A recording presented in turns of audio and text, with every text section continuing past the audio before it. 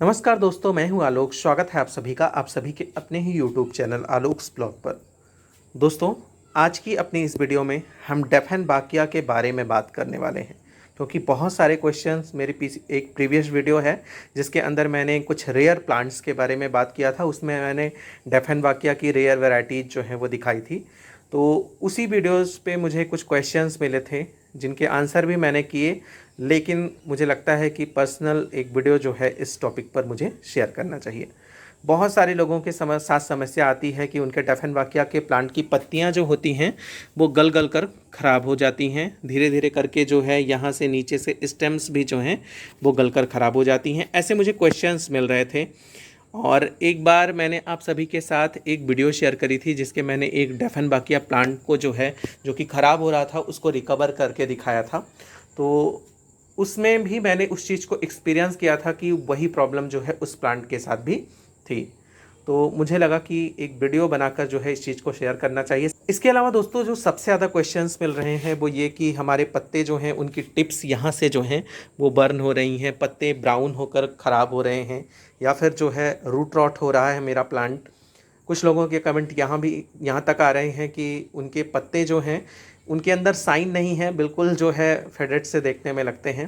तो ऐसे क्वेश्चंस तो लगभग हर प्लांट पर ही मिल जाते हैं, लेकिन सभी प्लांट्स की एक ही रिक्वायरमेंट नहीं होती है।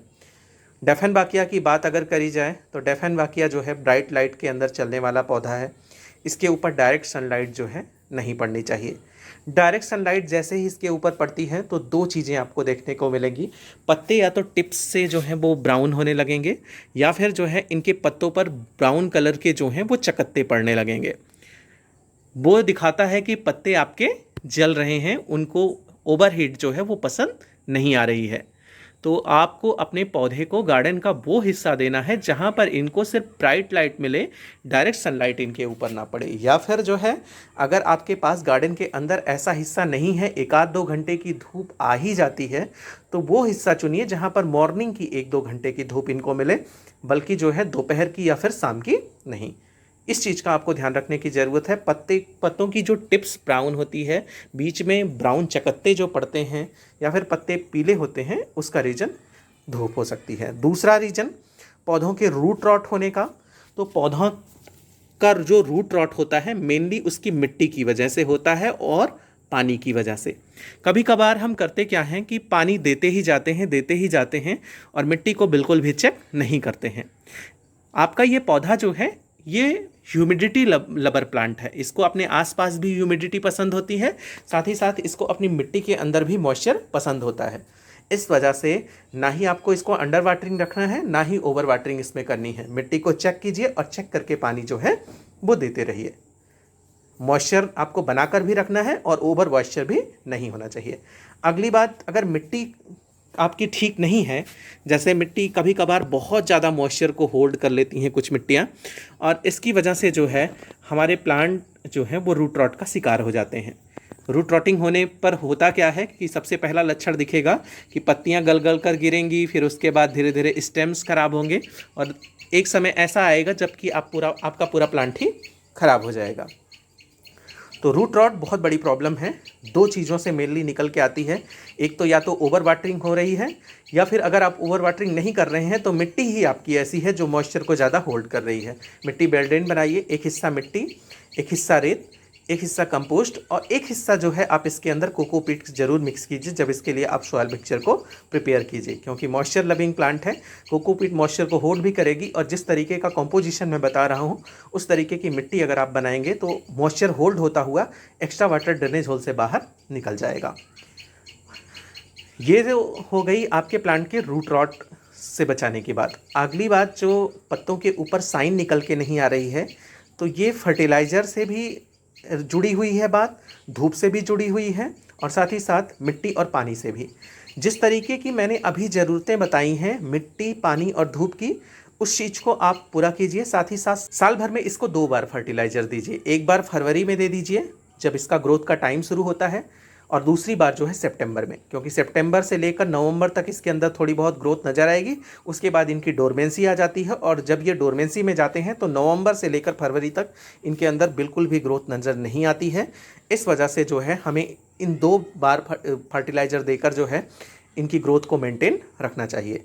साथ ही साथ बीच बीच में आपको अपने पौधों को लिक्विड फर्टिलाइज़र भी देना है मिट्टी के अंदर, और पत्तों के ऊपर भी स्प्रे करना है। अभी चूंकि बारिश का समय चल रहा है, वरना गर्मियों में तो मैंने ये रखा हुआ था टाइम कि 15 दिन के अंतराल पर मैं इनके पत्तों पर सीवीड जो है 1 ढक्कन लेकर 1 लीटर पानी के अंदर घोलकर सारे इंडोर प्लांट पर मैं स्प्रे करता था। या फिर जो है मैं कंपोस्ट जो होता है उसको भिगोकर 48 घंटे के लिए रख देता था, और उसके बाद छान कर उस पानी को दोगुने पानी में मिक्स करके अपने पौधों के पत्तों पर स्प्रे कर देता था। कंपोस्ट में आप वर्मी कंपोस्ट या फिर काउडंग कंपोस्ट जो भी आपको मिल जाए आप ले सकते हैं। तो इस तरीके से पत्तों के ऊपर स्प्रे करने से पत्तों पर साइन निकल के आती है। मैंने कई बार आप सभी के लिए रिपीट किया है कि इंडोर प्लांट के पत्तों की साइन बनाने के लिए बहुत ही सस्ता उपाय है। आप 1 ढक्कन जो है या 1 चम्मच जो है कच्चा दूध लीजिए, गाय का, भैंस का, जो भी हो, भैंस का हो तो थोड़ी मात्रा कम कर लीजिए, गाय का दूध लीजिए और गाय के दूध को 1 लीटर पानी के अंदर मिक्स करके जो है पौधों पर स्प्रे कर दीजिए। इससे होता क्या है कि उसके अंदर न्यूट्रिएंट्स भी होते हैं और पत्तों के ऊपर एक तरह से मॉइस्चराइज हो जाते हैं हमारे पत्ते, और इनकी साइन जो है वो बहुत अच्छे से निकल के आती है। पत्तों की साइन को मेंटेन रखने के लिए आप मिस्टिंग भी कर सकते हैं, लेकिन हफ्ते में 1 बार। बहुत सारे लोग ओवर मिस्टिंग करते हैं और ओवर मिस्टिंग की वजह से ही उनके पत्ते जो हैं वो गलकर ख़राब होते हैं। तो रीज़न जो मैंने पहले गलने के बताए वो तो है ही, साथ ही साथ ओवर मिस्टिंग भी रीज़न हो सकती है। जब हम बहुत ज़्यादा पानी डालते रहते हैं तो फंगस पनप जाते हैं यहाँ पर जहाँ से पत्ते जुड़े होते हैं, क्योंकि यहाँ सब जो पत्ते होते हैं ये तो ड्राई हो जाते हैं, लेकिन यहाँ पर जो है वो फंगस पनपते हैं क्योंकि मॉइस्चर यहाँ पर लंबे समय तक होल्ड हो जाता है जहाँ से पत्ते लगे होते हैं, और वहीं से रूट रॉटिंग होती है और पत्ते हमारे ख़राब होकर गलकर निकलने लगते हैं। तो इस चीज़ का हमको ध्यान रखना है। मिस्टिंग हफ्ते में 1 बार करनी है, बार बार नहीं। और अगर आपको बार बार ये पत्ते गंदे नज़र आते हैं तो आप कॉटन का कपड़ा लीजिए, उससे अपने पौधे के पत्ते को अच्छे से पोंछ दीजिए, ये सबसे अच्छा उपाय है। तो आपको 3 तरीके से मैंने बताया कि इनके पत्तों पर स्प्रे करना है। साथ ही साथ मैंने आप सभी को जो कंपोस्ट टी और आपका सीवीड का लिक्विड फर्टिलाइज़र बताया वो आप अपने पौधे की मिट्टी के अंदर भी दे सकते हैं। कोई ज़रूरी नहीं है कि सिर्फ आप जो है इसके ऊपर पत्तों के ऊपर ही स्प्रे करें, लेकिन बरसात में आपको इस चीज़ का ध्यान रखना है कि जब मिट्टी मॉइस्ट ना हो तभी आपको ये चीज़ करनी है। तो ये है वो सारे रीजंस जिसकी वजह से हमारे इस प्लांट की पत्तियां गलती हैं, टिप्स ब्राउन होते हैं, भूरे चकत्ते पड़ते हैं, पत्तों पर चमक नहीं नज़र आती है, पौधे गलकर रूट रॉट होकर ख़राब हो जाते हैं। आई थिंक मैंने ये पूरा जो है कवर किया इस वीडियो के अंदर पूरा टॉपिक। फिर और मैं अपनी वो वीडियो जिसके अंदर मैंने अपने मरते हुए पौधे को बचाया था उसका लिंक मैं इसके डिस्क्रिप्शन बॉक्स में डालूंगा, आप जाकर उसको ज़रूर देख लीजिएगा। कैसी लगी मेरी ये वीडियो कमेंट करके ज़रूर बताइएगा। ऐसी ही किसी नई वीडियो नए अपडेट के साथ मिलते हैं किसी नेक्स्ट वीडियो में। तब तक के लिए bye bye and take care.